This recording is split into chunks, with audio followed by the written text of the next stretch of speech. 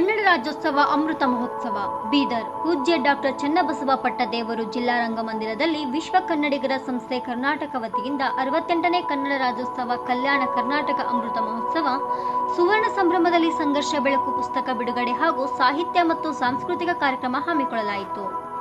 ಕನ್ನಡ ರಾಜ್ಯೋತ್ಸವ ರತ್ನ ಪ್ರಶಸ್ತಿ ಪುರಸ್ಕೃತರಾದ ಯಾದಗಿರಿ ಜಿಲ್ಲೆಯ ಶಹಾಪುರ ತಾಲೂಕಿನ ಸುಗೂರೇಶ್ವರ ಹಿರಿಯ ಪ್ರಾಥಮಿಕ ಶಾಲೆಯ ಮುಖ್ಯ ಗುರುಗಳಾದ ಕುಮಾರಿ ರೂಪಾ ಶಂಕರರಾವ್ ಪಾಟೀಲ್, ಹೋತಪೇಟ ಸರ್ಕಾರಿ ಹಿರಿಯ ಪ್ರಾಥಮಿಕ ಶಾಲೆಯ ಮುಖ್ಯ ಗುರುಗಳಾದ ಶ್ರೀಮತಿ ಚೆನ್ನಬಸವ ರಾಜೇಶ್ವರಿ ಹಾಗೂ ಬೆಂಗಳೂರಿನ ಮನೋಶಾಸ್ತ್ರ ವೈದ್ಯಕೀಯ ಡಾಕ್ಟರ್ ಸರ್ವಮಂಗಳರವರಿಗೆ ಕರ್ನಾಟಕ ರಾಜ್ಯೋತ್ಸವ ರತ್ನ ಪ್ರಶಸ್ತಿ ಪ್ರದಾನ ಮಾಡಲಾಯಿತು.